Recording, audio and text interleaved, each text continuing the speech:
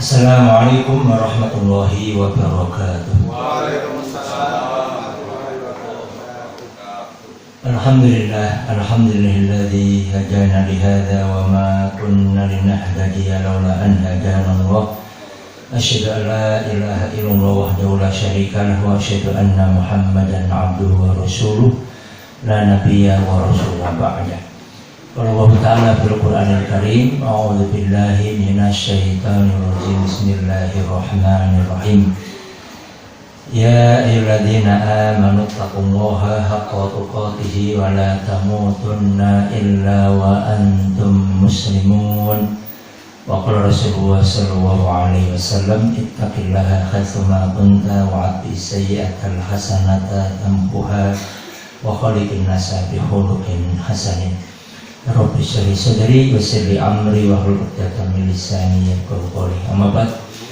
Ma'asyiral muslimin dan muslimat, Bapak Ibu santriwati rahimakumullah, alhamdulillah kita bersyukur kepada Allah atas nikmat yang tansah Allah panjangkan kepada kita. Salawat beriringan salam kita haturkan kepada Nabi kita Muhammad sallallahu alaihi wasallam. Ingkang kula panjenengan berharap kelak wonten ing yaumul qiyamah kula panjenengan pikantuk syafaat beliau. Amin Allahumma amin. Jamaah rahimanullah, ya, kita baca nasihatkan malih materi kita bab yang ke-16, babul amri bil muhafadzati ala sunnati wa adabiha. Bab perintah memelihara sunnah beserta adab-adabnya. Sudah pertemuan pekan ketiga nih. Kalau pekan ketiga ya, ini sempat tadi agak selincah. Saya kira ini pekan kedua nih. Saya tadi karena tanggal 1-nya hari Jumat dulu nih. Jadi saya tadi hari ini bebarengan jadwal. Ini saya lupa ternyata ada di sini. Akhirnya yang di bagian rujuk tadi diajukan pada maghrib. Alhamdulillah. Bapak Ibu rahimanullah, ya, kita masuk hadis yang ke-9. Bismillahirrahmanirrahim. Dari Abdullah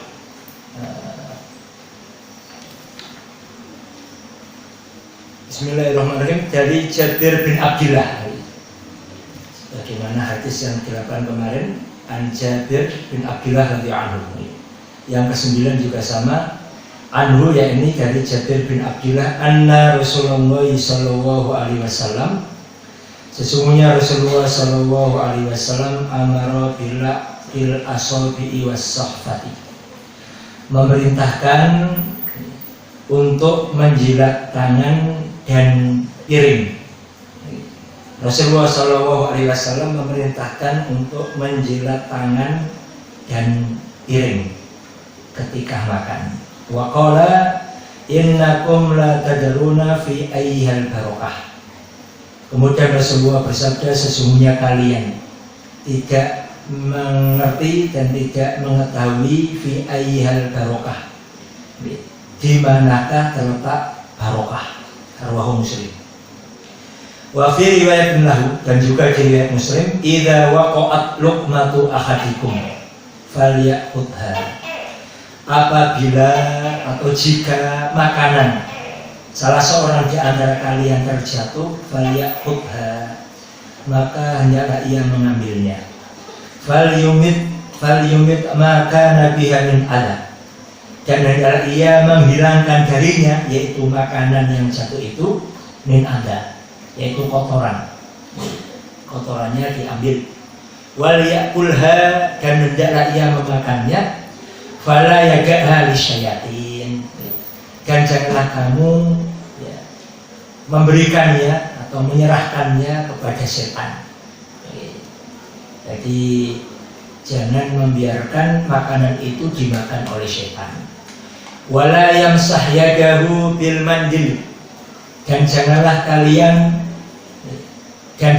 ia, orang yang makan itu, yang sah membersihkan yadahu, tangannya bil mandil. Mandil ini sapu tangan, ya zaman kita umumnya tisu kan. Hatta yal'aqa asabi'ahu, ya, sampai ia menjilat, ya, tangan jari jemarinya. Ya, fa innahu la yadri fi ayyi ta'amihil barokah. Sebab dia tidak tahu, ya, di makanan mana di situ terdapat barokah. Wa fi riwayatin lahu, dan juga di riwayat Muslim, inna syaiton, sesungguhnya syaitan itu yahduru ahadakum, senantiasa hadir, menyertai, ya, di setiap, ya, inda kulli syai'in min sya'nihi, di setiap apa yang kalian kerjakan. Ya. Syaitan itu senantiasa hadir, ikut menyertai diri kita, salah seorang di antara kita, inda kulli syai'in min sya'nihi, di setiap apa yang ia lakukan, di setiap apa yang ia kerjakan, setiap hari. Hatta yahduruhu inda ta'amihi, sampai setan pun ikut menyertai ketika seseorang itu sedang makan, ya.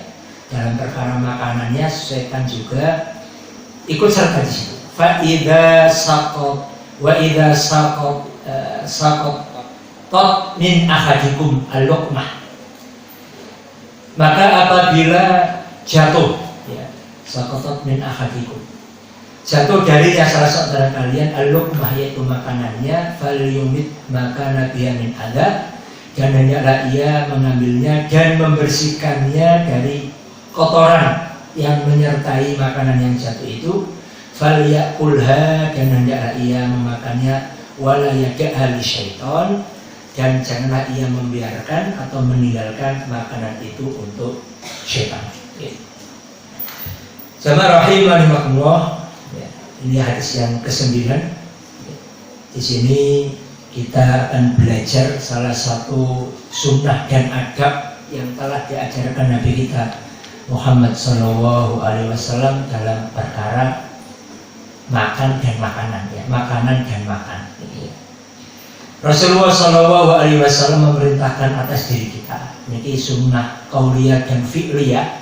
Rasulullah memerintahkan kita dan Rasulullah pun mencontohkan kepada diri kita bahwa Rasulullah itu ketika makan, beliau itu setelah selesai makan, beliau menjilati jari jemari beliau, ya. Dan termasuk di sini diperintahkan untuk menjilati piring yang kita gunakan untuk makan. Tentunya di sini diawali adab-adab yang lain, ya. Kalau panjenengan dalam perkara makan, sebelum makan tentunya cuci tangan, itu pasti, ya.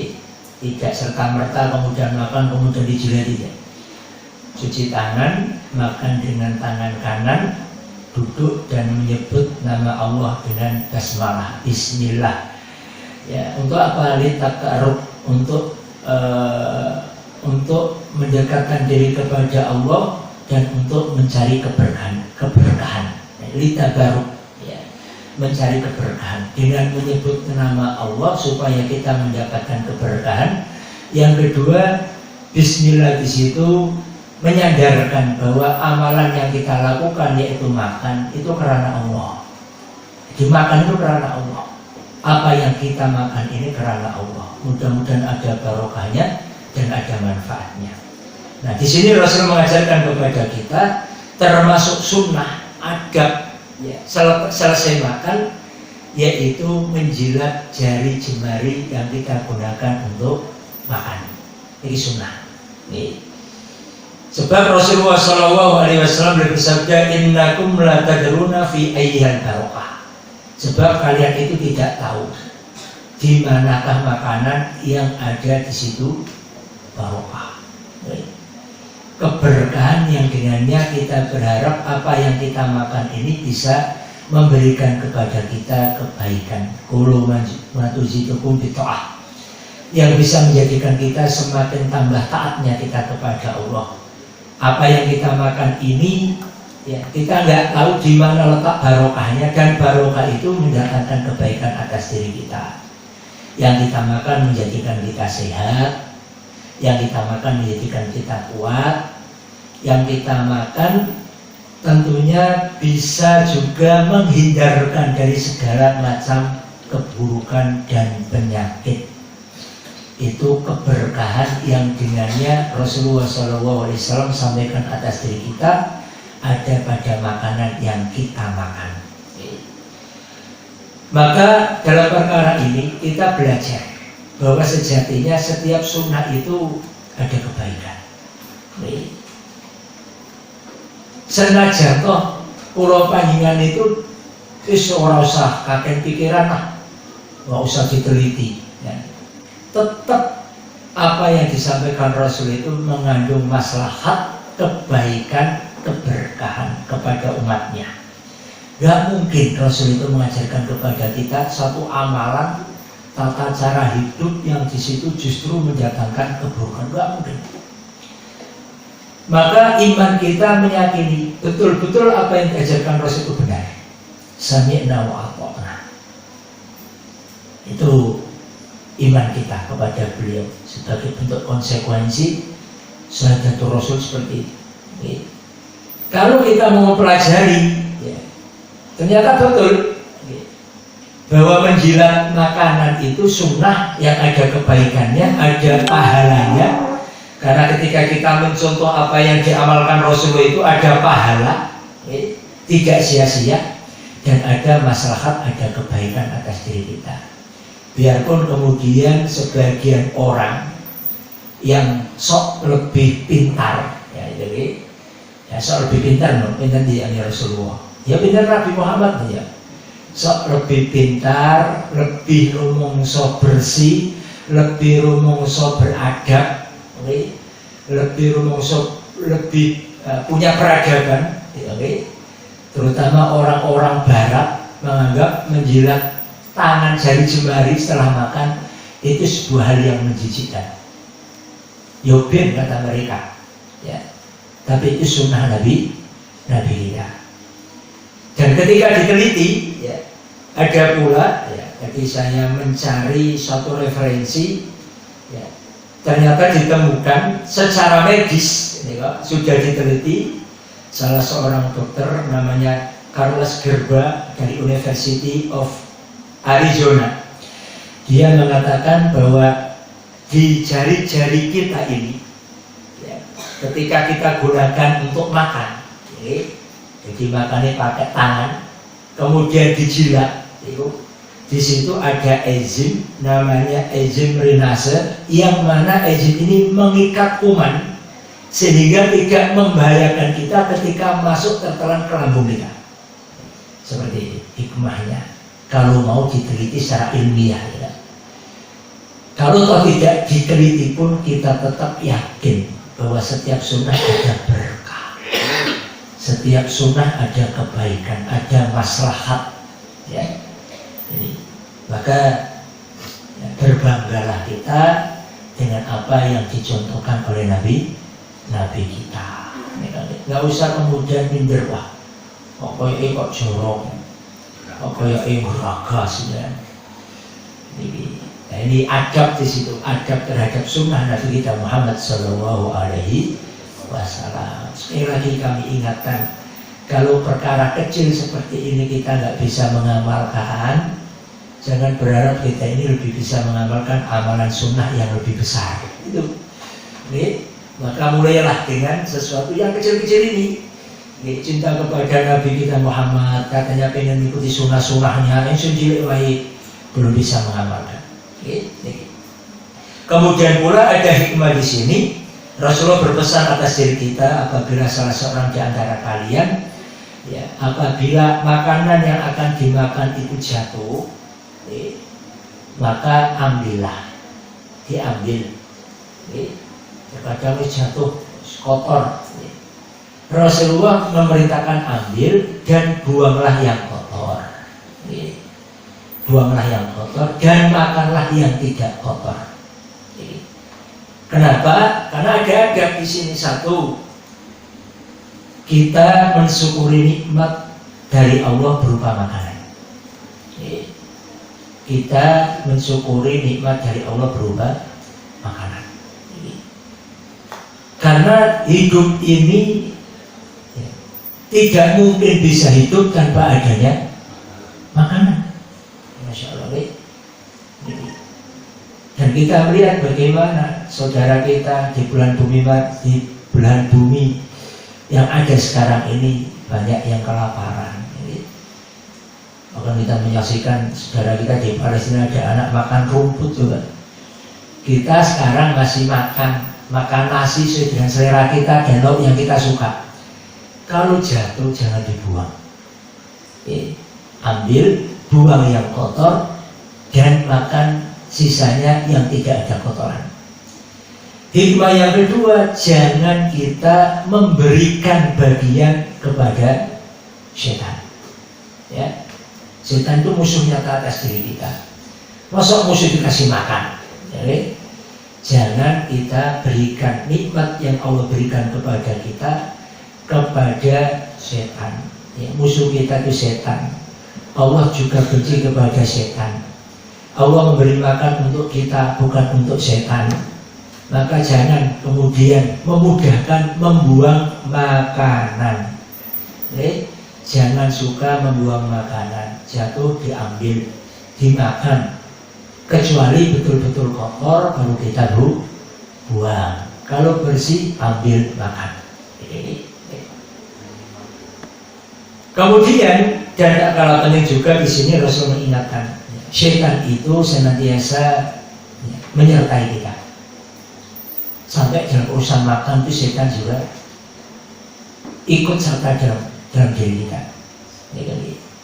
Sehingga kita dilenakan jauh dari kata syukur terhadap nikmat makanan, berlebih-lebihan dalam makan. Ini setan menyertai kita. Bagaimana yang kita makan ini supaya berlebihan, kemudian tidak syukur dibuang-buang, ya.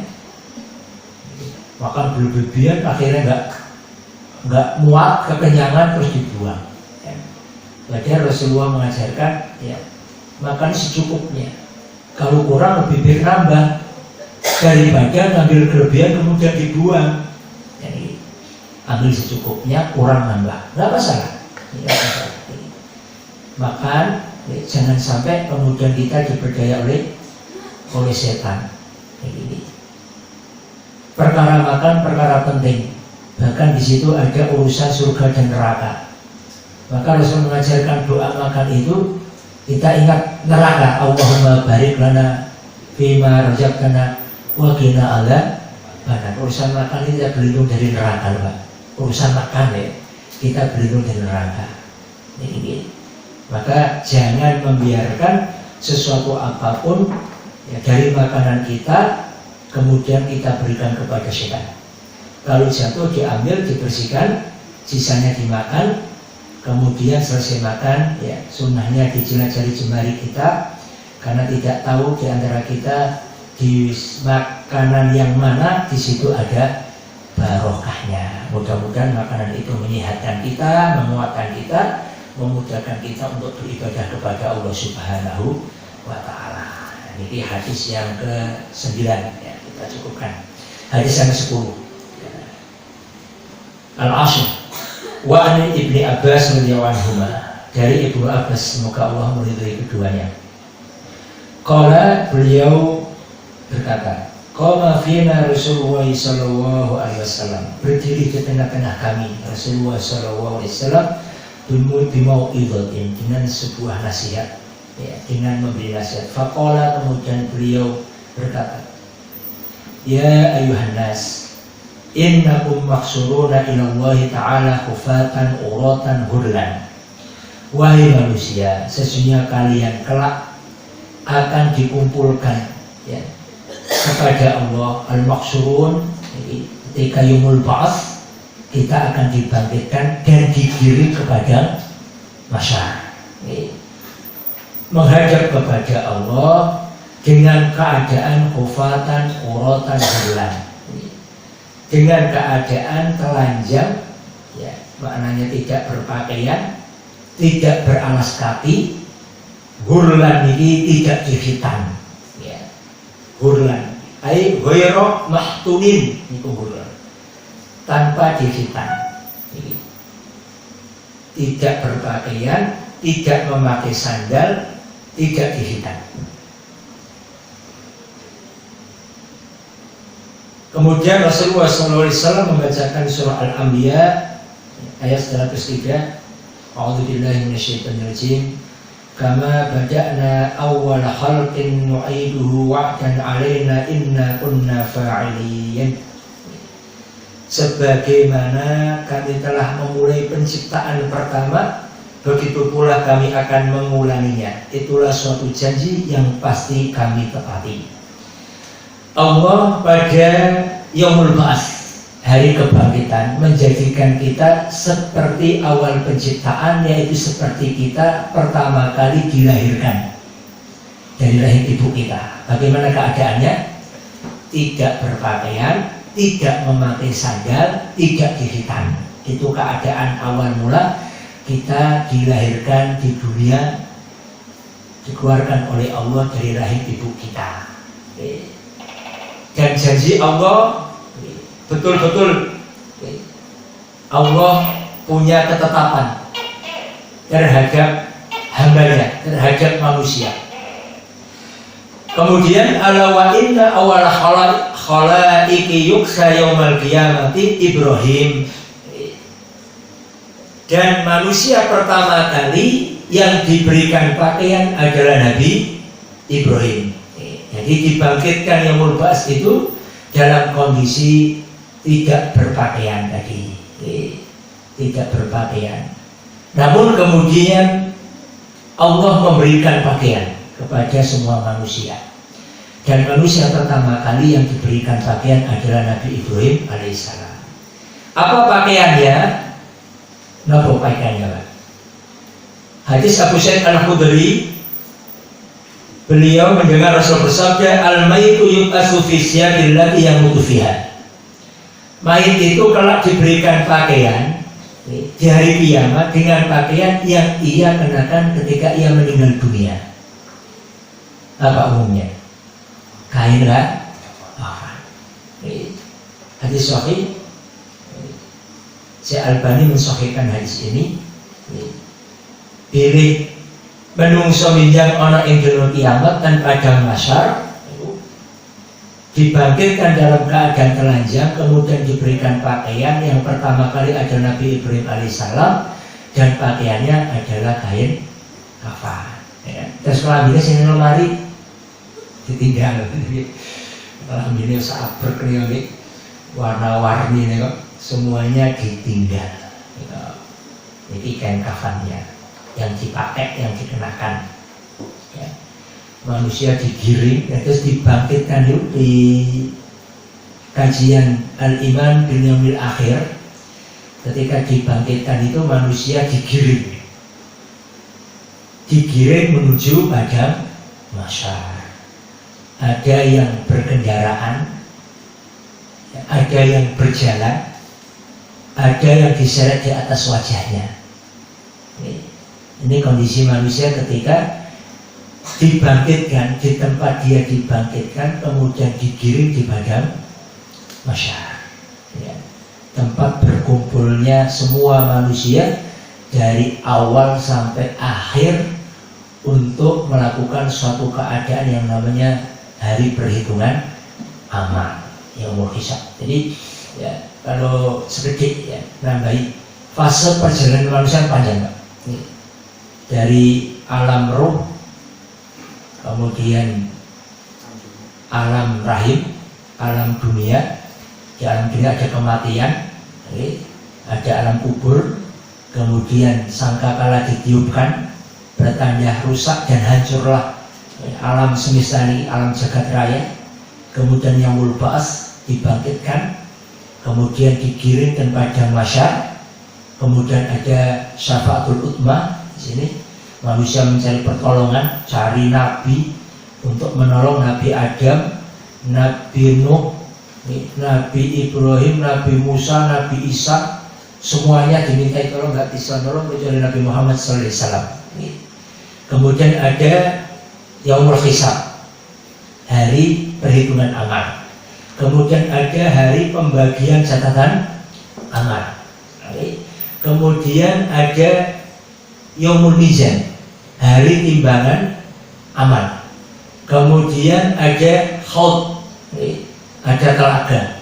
kemudian ada sirat, kemudian ada neraka, ada surga. Panjang sekali itu, Pak. Masya Allah.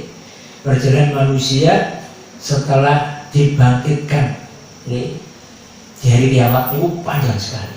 Jadi, maka ya, kita butuh bekal yang cukup untuk melakukan perjalanan jauh itu.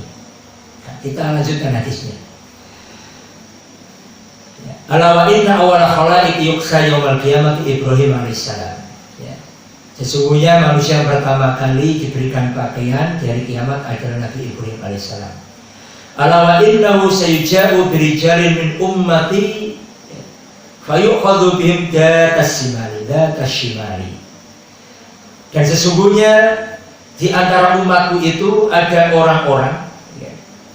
Jadi Nabi Ibrahim itu akan didatangkan disertai oleh beberapa orang dari umatnya Nabi Muhammad SAW. Kemudian sebagian orang itu diseret di sebelah kiri. Fayuqadu bihim datasyimal. Datasyimal apa? Ya, dulu kelak hanya ada dua golongan, ya. Ashabul yamin wa ashabus shimal. Ya. Berarti yang digiring ke sebelah kiri ini, ya, datasyimal, yaitu menuju ke neraka. Ya. Di sebagian umat Rasulullah SAW ini ada yang digiring ke sebelah kiri, yaitu neraka. Fa'akul, kemudian aku berkata, ya Rabbi ashabi, wahai Rabbi itu sahabatku, itu sahabatku. Fayuqalu innaka la tadri ma ahdatsu ba'dak. Maka kemudian Allah berfirman, sesungguhnya engkau tidak mengetahui apa yang ia perbuat, apa yang ia lakukan, apa yang diada-adakan. Ahdatsu ini lebih perkara hal yang baru yang ia ada-adakan bahkan setelahmu, setelah sepeninggalanmu. Ini jawaban Allah kepada Nabi Muhammad SAW. Fa'akulu kama qala abdu as-solihu. Maka kemudian aku berkata sebagaimana yang dikatakan oleh orang-orang soleh, yaitu oleh para nabi dan rasul terdahulu. Kemudian Rasulullah mengutip surah Al-Maidah ayat 117. Wa kuntu alaihim syahidan ma dumtu fihim ila qoulihi al-azizul hakim. 117 118. Ya, ini ucapannya Nabi Isa, ya. Nabi Isa alaihissalam, wa kuntu alaihim syahidan ma dumtu fihim.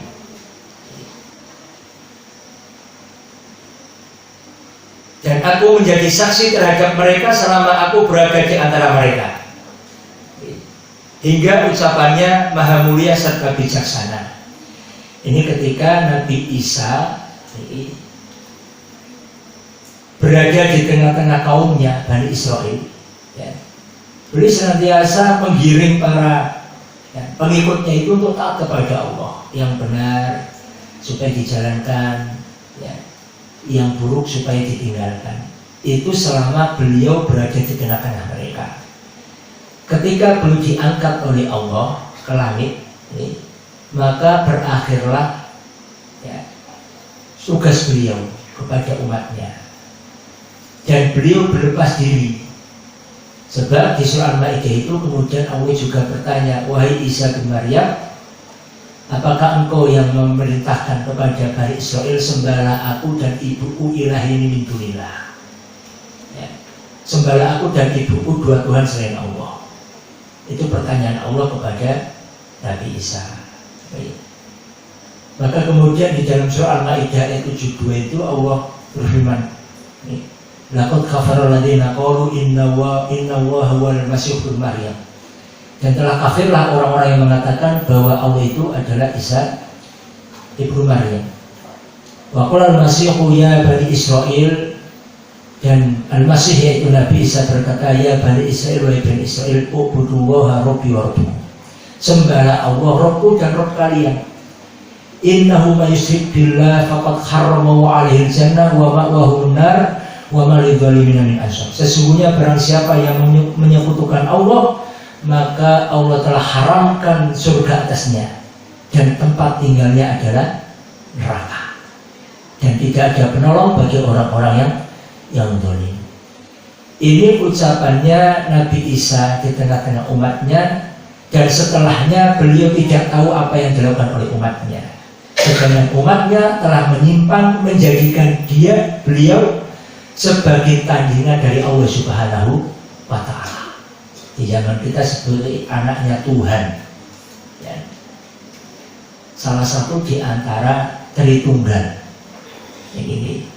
Itu penyimpangan setelah Nabi Isa diangkat oleh Allah Subhanahu wa Ta'ala.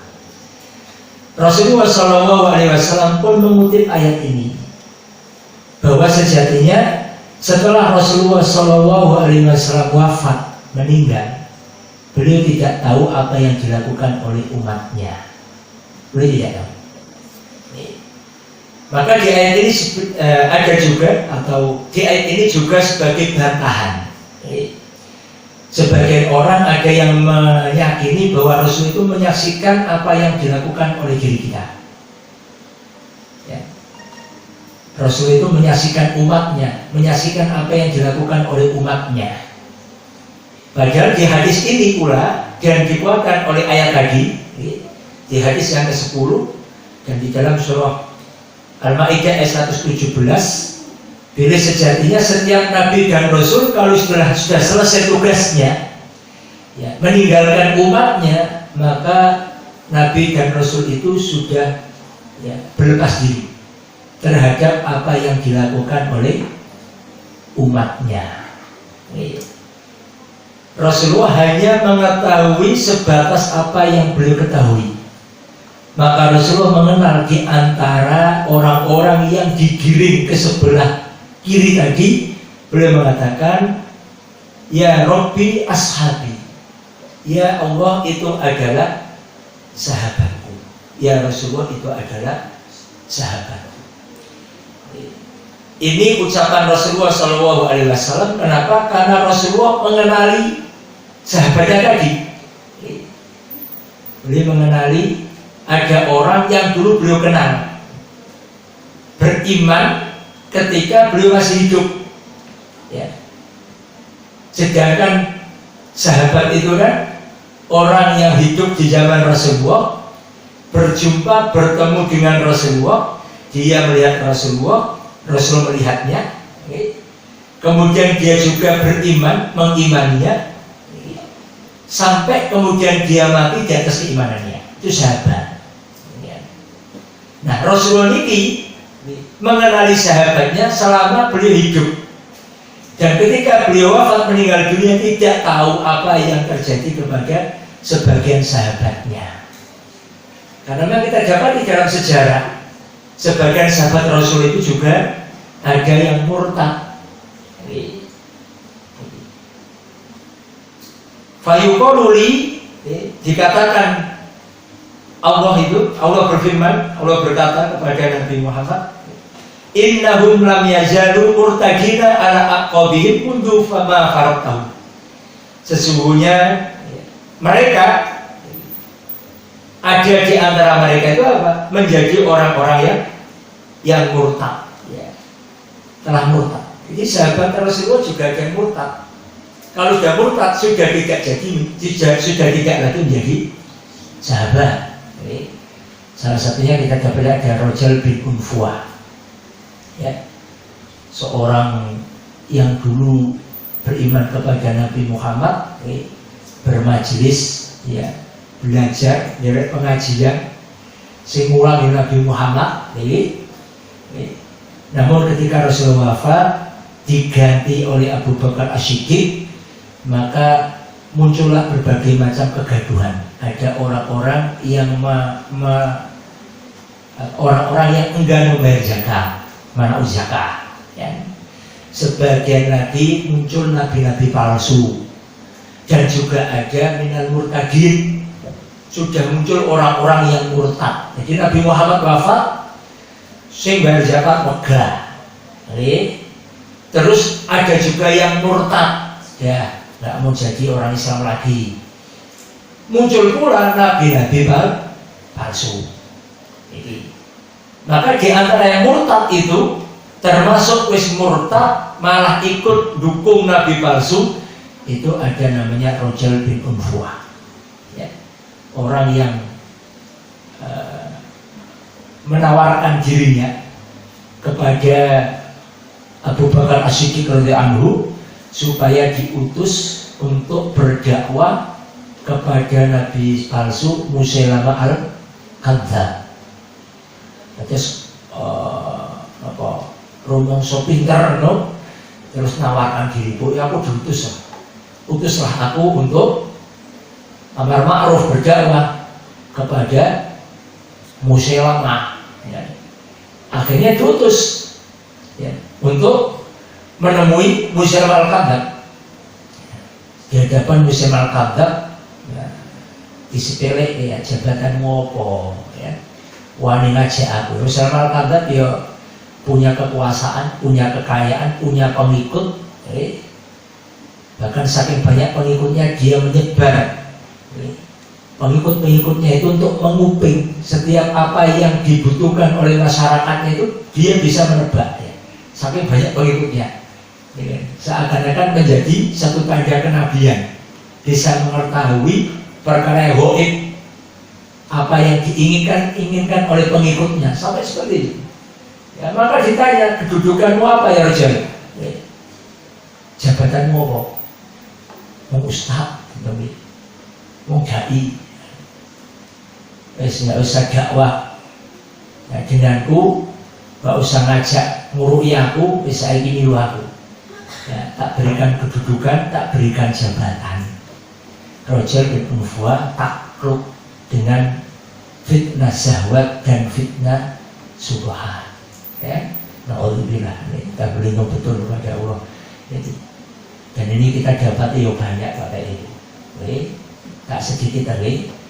Jadi sudah ada zaman dulu sampai sekarang orang-orang yang dulu lantang, tapi ujung-ujungnya ya harus sudah ketemu jabatan, ketemu miliaran, triliunan, ya selanti kabeh, ya. Sampai mati oposisi ya lali, ya. Kadang seperti itu. Ya kita berlindung kepada Allah. Tidak tahu, kita nggak tahu niatnya orang seperti apa. Tapi itulah fitnah syahwat itu betul-betul, kalau bukan orang-orang betul-betul ikhlas karena Allah, berat, berat. Maka kita berlindung kepada Allah Subhanahu Wa Taala. Nah, jamaah rahimani wa rahimakumullah. Di sini ada beberapa pelajaran yang bisa kita ambil. Bila sejatinya orang-orang yang mendapatkan suatu nikmat keimanan, ya, menjadi umatnya Rasulullah SAW, suatu kenikmatan yang tak terhingga. Rasul sudah memberikan kabar, kullu ummati yadkhulul jannah. Apa penak kita jadi umatnya Rasulullah? Telah diberikan satu jaminan, kabeh umat itu mlebu swarga. Jadi senajan umat yang terakhir paling pendek umurnya, pendek badannya pula, manusia ngeyalan barang, ya. Tapi Rasul mengatakan wajibat li ummati khairul umat, telah dijadikan kepada umatku itu sebaik-baik umat. Dan Rasulullah SAW diutus di tengah-tengah kita ini, tengah-tengah umat ini, menjadi satu manusia termulia yang dengannya beliau akan membawa, mendampingi, mengarahkan, membimbing umatnya dari kesesatan menuju hidayatul Islam wal iman. Beruntung Allah mengutus sosok Nabi mulia di tengah-tengah kita. Beruntung pula apalagi orang-orang yang dulu pernah berjumpa dengannya, ya, bisa bertemu dengannya, menatap wajahnya, betapa beruntunglah mereka. Sehingga mereka kemudian diberikan satu ketetapan oleh Rasulullah, khairul qurun qarni, tsumma alladziina yalunahum, tsumma alladziina yalunahum. Sebaik-baik generasi adalah generasiku, kemudian setelahnya, sahabat tabi'in, tabi'in. Kemudian Rasulullah SAW dalam satu hadis saking Abu Sa'id Al-Khudri anna Rasulullah sallallahu alaihi wasallam anna rajulan qala lahu. Ada seorang itu berkata kepada Rasulullah, ya Rasulullah, tuba liman ra'aka wa amana bika. Ya Rasulullah, beruntunglah orang yang pernah melihat wajahmu dan dia beriman kepadamu. Beruntung ya Rasulullah, bejo tenan iki. Akan tiang itu kepangi panjenengan terpurun iman dumateng panjenengan. Kala kemudian Rasul bersabda, tuba liman ra'ani wa amana bi. Beruntunglah orang yang pernah melihatku dan dia beriman kepadamu. Summa tuba, summa tuba, summa tuba. Dan beruntunglah, kemudian beruntunglah, dan kemudian beruntunglah liman amana bi wa lam yarani. Orang-orang yang beriman kepadaku biarpun dia belum pernah melihat wajahku. Masya Allah. Dan saya berikan kabar kepada dia, beruntung Pak. Senajan tak awak dikira atau kepanggil Rasulullah itu, Rasulullah itu nate ngendikan beruntung, beruntung tur beruntung. Kok ana wong niku durung tahu ketemu aku, melihat wajahku, tetapi dia tetap beriman kepadaku. Beruntung betul. Maka ini satu kenikmatan yang tak terhingga nilainya. Allah berikan kepada kita satu kenikmatan, kita menjadi umatnya Nabi Muhammad Sallallahu Alaihi Wasallam. Tetapi Bapak Ibu sekalian, banyak orang-orang yang menukar keberuntungannya dengan hawa nafsunya. Siapa mereka? Orang-orang yang justru hidup setelah Nabi Muhammad SAW. Baik dulu orang ini pernah berjumpa dengan Rasulullah atau dulu dia belum pernah berjumpa dengan Rasulullah. Tetapi dalam kehidupannya dia justru menyimpang. Di sini yang pertama adalah al-murtadin, orang-orang murtad. Ya, orang-orang murtad. Siapa yang murtad? Tentunya orang-orang yang telah berpaling dari agama Islam setelah Nabi Muhammad wafat. Ya, tadi muncullah orang-orang yang banyak murtad. Maka Abu Bakar As-Siddiq, ya, manusia terbaik setelah Nabi Muhammad SAW, beliau tegas. Beliau akan memerangi orang-orang yang murtad, memerangi orang-orang tidak membayar zakat, dan menumpas setiap nabi palsu. Ya. Dan beliau berhasil. Alhamdulillah. Menumpas orang-orang yang murtad. Nah, tetapi Bapak Ibu sekalian, sebagian orang-orang yang menyimpang akidahnya ini justru memutarbalikkan fakta. Orang-orang yang murtad setelah sepeninggalan Rasul itu justru mereka menuduh para sahabat. Tidak? Ketika Nabi Muhammad wafat, Abu Bakar dikafirkan, Umar bin Khattab dikafirkan, Utsman bin Affan dikafirkan, banyak sahabat-sahabat yang dikafirkan oleh orang-orang yang menyimpang. Mereka justru memutarbalikkan fakta hadis ini, bahwa termasuk di antara umat Rasulullah yang kelak akan diusir dari telaga beliau, diusir dari telaga beliau. Ya, nanti ada hadis yang membahas tentang perkara itu. Yang tidak lain mereka orang-orang yang murtad dan yang menyimpang. Nah, orang-orang sesat di antara mereka ada orang-orang Syiah yang justru menganggap bahwa Abu Bakar kafir, murtad, masuk neraka. Abu Bakar As-Siddiq, Umar bin Khattab, Utsman dan banyak sahabat-sahabat yang lain divonis kafir oleh mereka. Ya. Padahal Allah telah ridho kepada para sahabat. Allah telah meridai mereka dan mereka telah ridho kepada Allah Subhanahu wa Ta'ala. Di antara mereka Rasul telah menetapkan al-mubashirina bil jannah, orang-orang sahabat-sahabat yang telah dijamin masuk surga. Maka di sini kita memahami bahwa murtadnya yang dimaksud murtad di sini justru orang-orang yang berpaling dari ajaran Rasulullah Shallallahu Alaihi Wasallam dan berpaling pula dari sunnahnya para sahabat radhiyallahu anhum. Yang sudah kita bahas hadis sebelumnya. Sini. Yang kedua, di antara yang murtad ada orang-orang yang dikatakan oleh Allah, innaka la tadri ma ahdatsu ba'dak, orang-orang yang telah mengada-ngada, membuat-buat hal-hal yang baru setelah sepeninggalan Rasulullah Shallallahu Alaihi Wasallam. Dan sini dalam hal ini kita kenal dengan perkara-perkara yang disebut dengan perkara bid'ah. Kullu bid'atin dhalalah wa kullu dhalalatin finnar. Mereka lah orang-orang yang mengada-ngada dalam perkara agama, bukan perkara dunia ya. Terus nyinggung bid'ah tapi urusan dunia ya nyambung. Ya. Antum a'lamu bi umuri dunyakum. Ya, kalian itu lebih tahu kata Rasulullah tentang urusan dunia kalian. Jadi, kalau kontennya urusan dunia, maka tidak ada perkara bid'ah. Jadi, perkara bid'ah itu dalam konteks agama, dalam konteks ibadah. Jadi, dalam perkara agama, dalam perkara ibadah. Ini. Jadi, orang-orang yang telah merubah ajaran Rasulullah Shallallahu Alaihi Wasallam dengan hawa nafsu mereka, dan mereka itulah yang kemudian kelak akan terusir dari teladannya Rasulullah Shallallahu Alaihi Wasallam. Jadi akan terusir. Ya. Di hadis ini ya, membahas tentang perkara itu.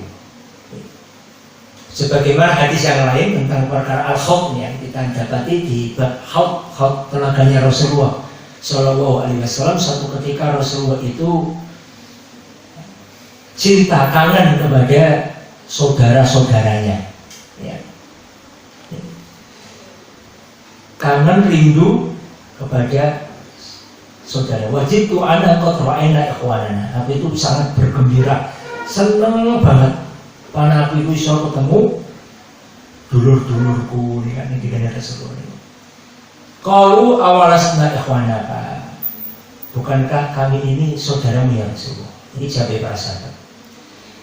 Bal antum ashabi. Kalian itu sahabatku. Nah, siapa sahabatnya Rasulullah?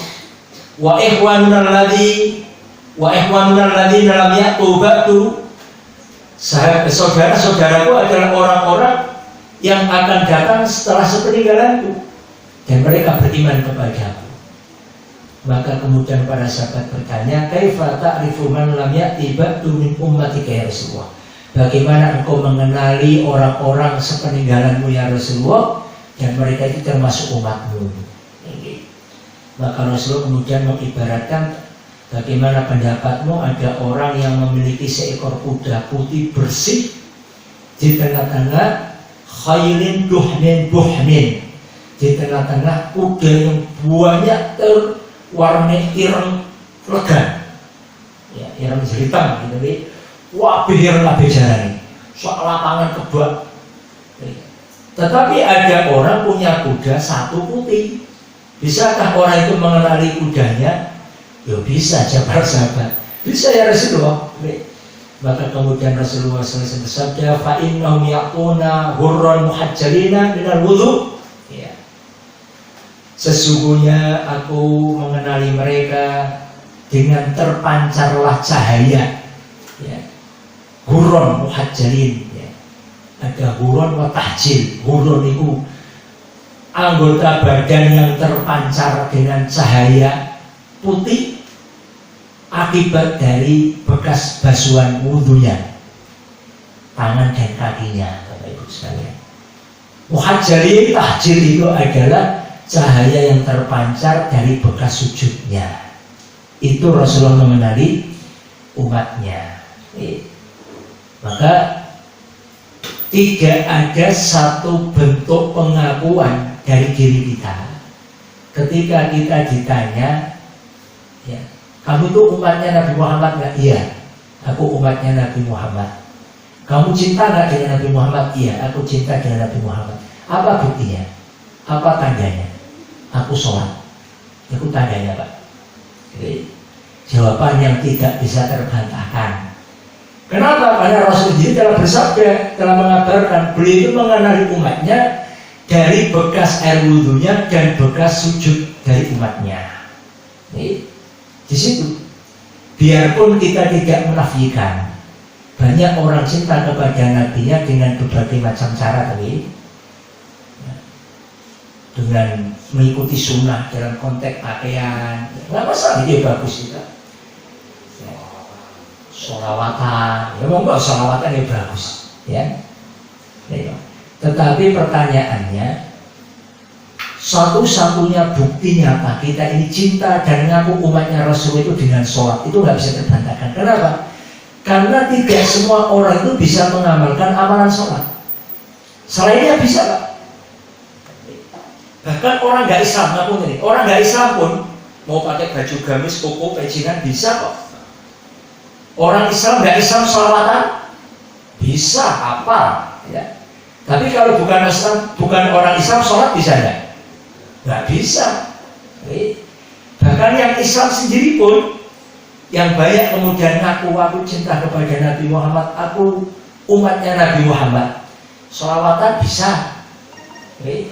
Pakai ya baju sunnah bisa, tetapi sholatnya bagaimana? Berat, Pak. Ada yang kadang-kadang malah terbolak-balik. Ya, kita tidak menyalahkan atau melarang, monggo sholawatan, tapi ada kebablasan sampai larut malam, subuh ketinggalan. Apa itu umatnya Nabi Muhammad? Umatnya Nabi Muhammad itu dikenali beliau dengan bekas wudhunya dan bekas dari sujudnya, min athari sujud. Tetapi ada tambahan hadisnya. Rasulullah SAW ketika mengenali umatnya dengan bekas wudhu dan sujudnya tadi, ya. Ala yadha dan narijalun an khawdi. Ya. Rasulullah SAW, wa ana faradtuhum al khawd. Sebelum kesini Rasulullah tadi mengenali umatnya dengan bekas wudhu dan sujudnya, kemudian Rasulullah bersabda, wa ana faradtuhum alal khawd, aku menunggunya di telaga. Jadi Rasulullah itu sok ben niku sibuk dileki umatnya, kon mate bisik nunjuk sik di telaga khawd, ya. Telaga yang airnya dari Sungai Al-Kautsar, ya, Sungai Al-Kautsar. Ya, yang lebih putih daripada susu, yang lebih manis daripada madu. Ya, Rasulullah nunggu umatnya kan mampir. Ya, nah, ketika Rasulullah itu memanggil umatnya kan mampir, ternyata ada orang yang dihalau an haudi dari telagaku.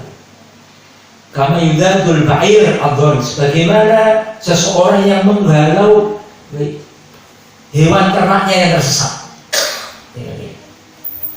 Anadihim, maka kemudian aku memanggilnya, ala halumma, ini itu adalah umatku, ya. Rasulullah, ini umatku. Fayuqalu innahum qad baddalu ba'dak.